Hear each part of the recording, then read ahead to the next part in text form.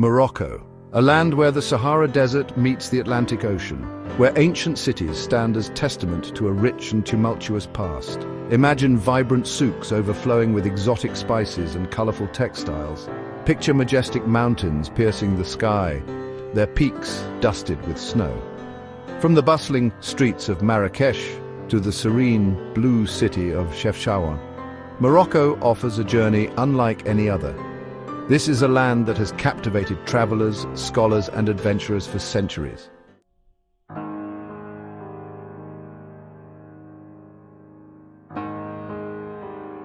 Morocco's story begins long before recorded history. Archaeologists have unearthed evidence of human presence dating back to the Paleolithic era.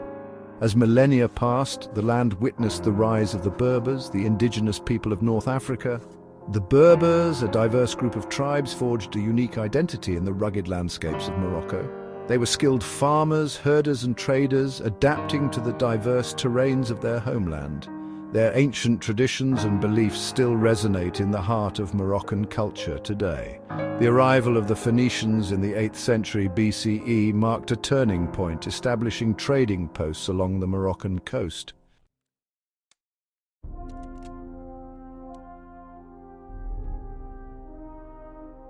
Roman rule brought new technologies, infrastructure, and a period of relative stability. Volubilis, a UNESCO World Heritage Site, stands today as a testament to the grandeur of the Roman era in Morocco. However, Roman control waned in the 3rd century CE, paving the way for a new era. The arrival of Islam in the 7th century CE marked a profound turning point in Moroccan history. It ushered in a new era of faith, culture, and political power that continues to shape the country to this day.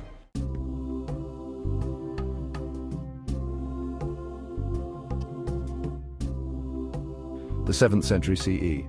A new faith emerges from the Arabian Peninsula, Islam. The Berbers, fiercely independent, initially resist the Arab advance, but the message of Islam, with its emphasis on equality and unity, resonates deeply. Within a century, much of North Africa, including Morocco, falls under the sway of Islam. Arabic becomes the language of administration and scholarship. The Berbers fuse their own traditions with Islamic practices, creating a unique blend of Berber Islamic culture that defines Morocco to this day.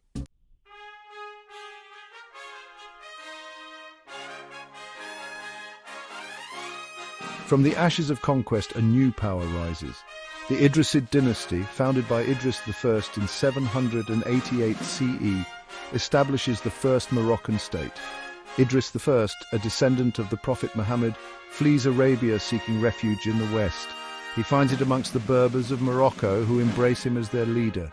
From his capital in Volubilis, Idris unites the Berber tribes under his banner. His son, Idris II, expands the kingdom further, founding the city of Fez in 809 CE.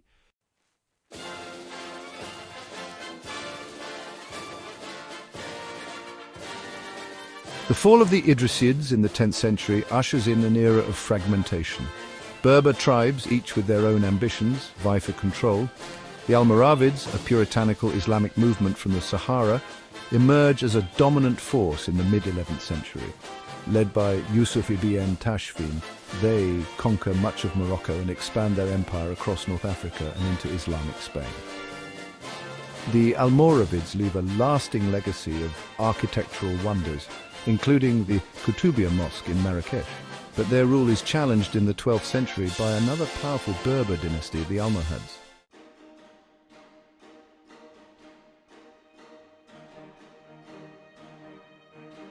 The Almoravids, masters of the desert, were a force to be reckoned with. Their rise to power was swift and decisive. From their humble beginnings in the Sahara, they swept across North Africa, uniting warring tribes under their banner. Their leader, Yusuf ibn Tashfin, emerged as a formidable conqueror. The Almoravids became embroiled in the complex power struggles of Al-Andalus, leaving their mark on the destiny of Islamic Spain. Their architectural achievements stand as testaments to their power and sophistication.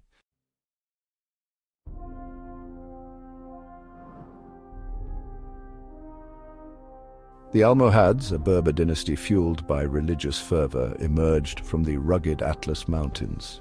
Led by the charismatic Ibn Tumart, they preached a return to a purer form of Islam. They toppled the Almoravids, their armies sweeping across the land like a desert storm. From their capital in Marrakesh, they extended their dominion, their empire stretching from the shores of the Atlantic to the borders of modern-day Tunisia.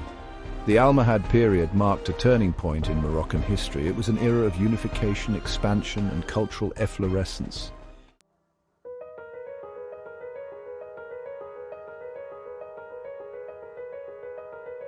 Under the Almohads, Morocco experienced a golden age.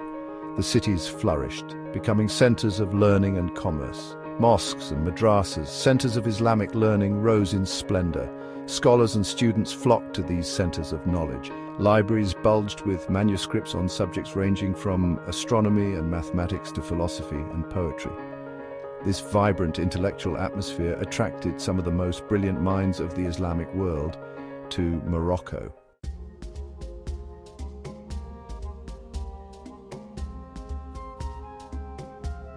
The Almohad Empire, like those that came before it, was not destined to last. The Marinids, a nomadic Berber tribe from the east, emerged as a powerful force in the 13th century.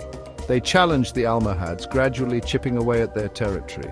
The Marinids, though successful in their own right, faced their own set of challenges. By the 15th century, their grip on power began to weaken, and a new dynasty, the Wattasids, emerged from the shadows. The Wattasids focused on consolidating their power base in Morocco, forging alliances with powerful families and consolidating their control over key trade routes.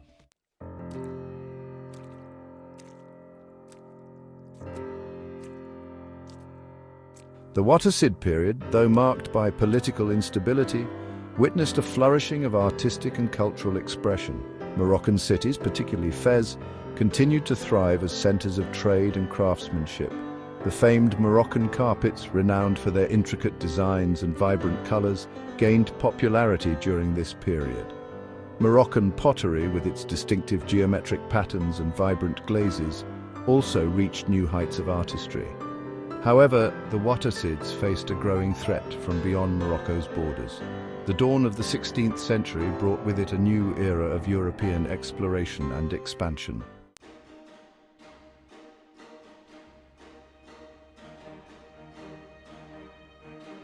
The 16th century dawned. The Portuguese, driven by a thirst for gold and spices, had already established their presence in Ceuta. The Spanish, not to be outdone, joined the fray. The Moroccan coast, with its strategic ports and bustling trade, became a battleground. The Portuguese seized control of several key cities, establishing fortified trading posts. The stage was set for the rise of a new dynasty, one that would reshape Moroccan history and confront the growing European threat head-on.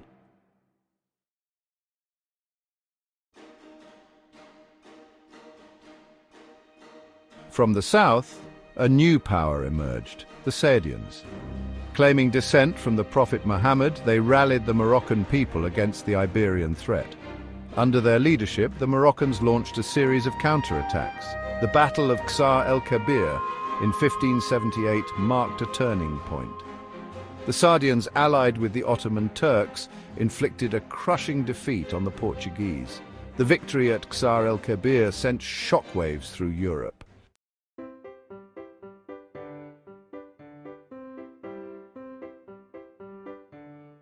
The Sayedian dynasty, weakened by internal divisions, eventually succumbed to the pressures of ruling a land constantly under threat. From the ashes of their rule rose another powerful dynasty, the Alawites. The Alawites, originating from the Tafilalt region in southeastern Morocco, traced their lineage back to the Prophet Muhammad. They emerged in the mid-17th century, led by Moulay Rashid, a skilled military leader and astute politician. Moulay Rashid, recognizing the need for unity, embarked on a campaign to consolidate his power and unify the country under his rule. The Alawite dynasty would go on to rule Morocco for centuries, leaving an enduring legacy that continues to shape the country to this day.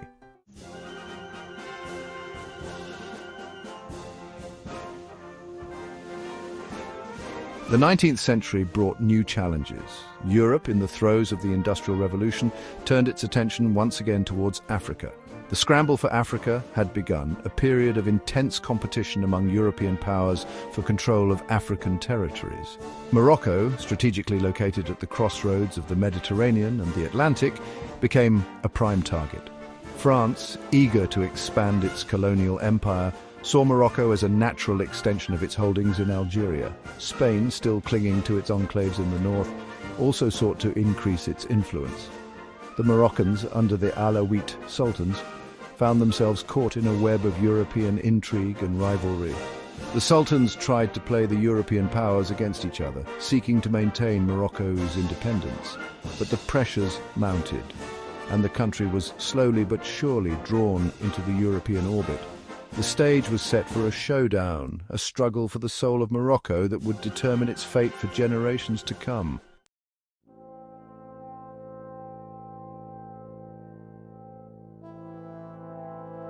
The 19th century drew to a close, and the sun seemed to be setting on Morocco's independence.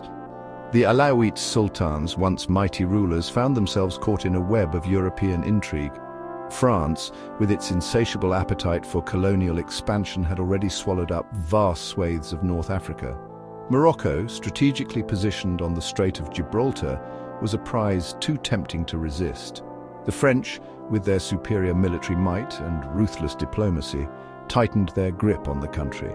The Spanish, unwilling to be left out of the spoils, exerted their influence in the north.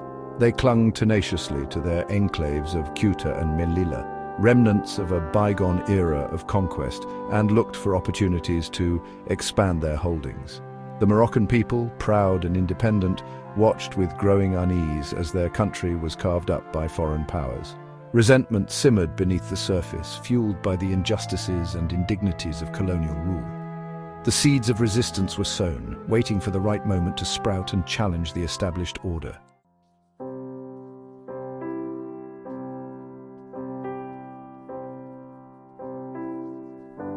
The year 1912 marked a turning point in Moroccan history. Under the Treaty of Fez, France imposed a protectorate over Morocco. It was a bitter pill to swallow for a nation that had once controlled much of North Africa. The treaty, signed under duress, gave France sweeping powers over Moroccan affairs. The Sultan remained a figurehead. His authority diminished, his every move scrutinized by his French overlords. The French, eager to exploit Morocco's resources and strategic location, embarked on a program of economic and administrative reforms. They built roads and railways, modernized the infrastructure, and introduced new agricultural techniques. But these advancements came at a price. The Moroccan economy became increasingly integrated with that of France, leaving the country vulnerable to the fluctuations of the global market. The French language and culture permeated Moroccan society, threatening to eclipse the country's rich cultural heritage. Morocco, once a proud and independent nation, was now a divided land, its people caught between their own traditions and the imposed order of their colonial masters.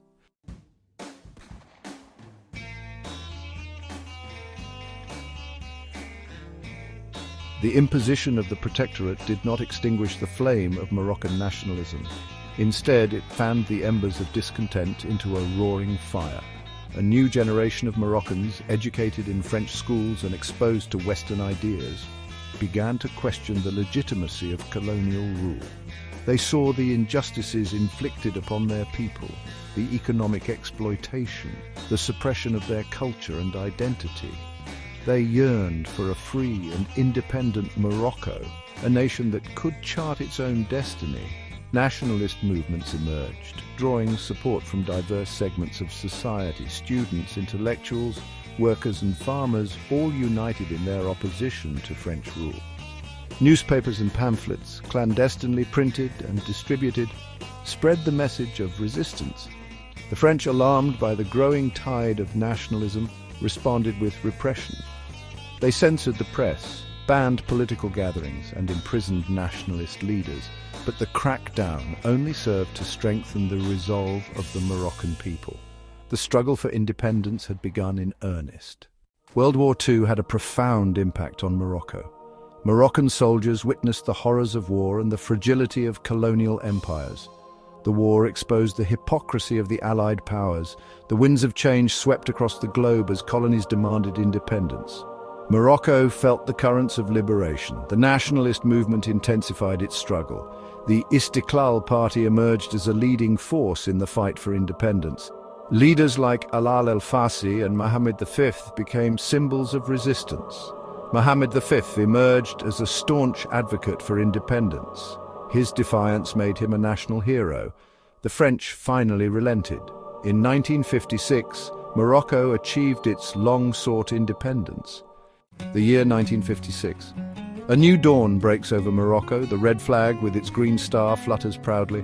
Morocco is free. The streets erupt in joyous celebration. Mohammed V returns to a hero's welcome. He is now King Mohammed V. But challenges lie ahead.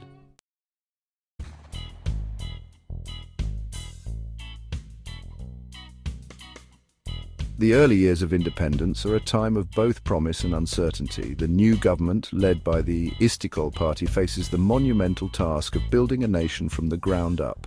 The economy, heavily reliant on agriculture and raw materials, needs diversification. The education system, designed to serve the needs of the colonial power, must be reformed to empower Moroccan children with the knowledge and skills they need to thrive in a rapidly changing world. And then there is the issue of national unity. Morocco is a land of diverse cultures and traditions, Arabs, Berbers, and others, each with their own languages, customs, and aspirations. The new government must find a way to bridge these divides to create a sense of shared identity and purpose that transcends ethnic and linguistic differences.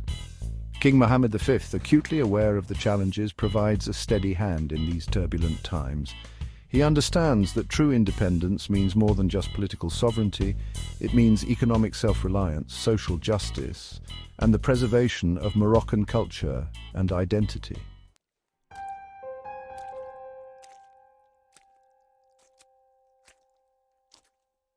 In 1961, tragedy strikes Morocco. King Mohammed V dies unexpectedly, leaving a nation in mourning. His son, Hassan II, ascends to the throne, inheriting the mantle of leadership at a time of great uncertainty. The world is in the throes of the Cold War, a global struggle for power and influence that often spills over into the developing world. Morocco, strategically positioned at the crossroads of Africa, Europe, and the Middle East, finds itself caught in the cross-currents of this geopolitical chess game.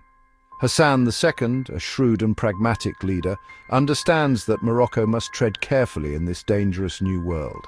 He pursues a policy of non-alignment, seeking to maintain good relations with both the West and the Soviet bloc while safeguarding Morocco's independence. Domestically, Hassan II faces a number of challenges. The economy struggles to keep pace with a rapidly growing population.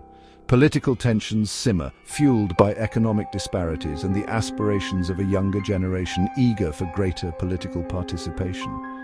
Hassan II responds with a mix of repression and reform. He consolidates his power, cracking down on dissent and consolidating his control over the levers of government.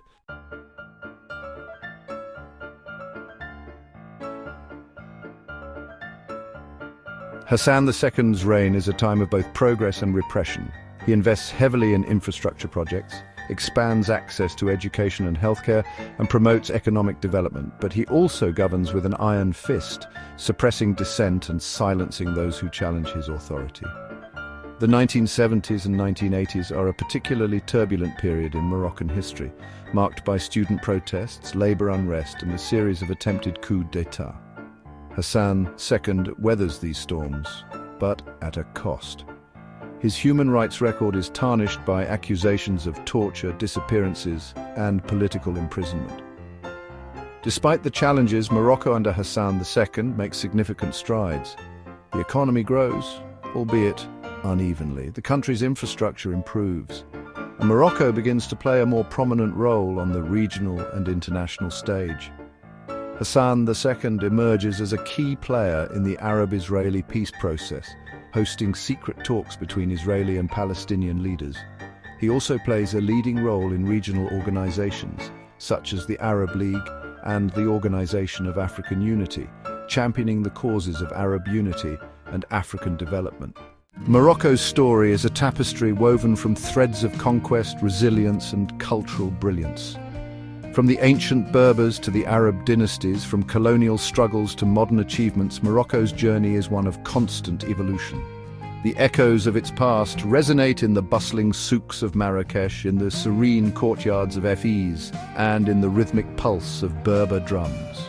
Today, Morocco stands as a bridge between continents and cultures, embracing modernity while cherishing its heritage. Its cities pulsate with vibrant energy, a fusion of old and new. Morocco's story is far from over. It is a story still being written.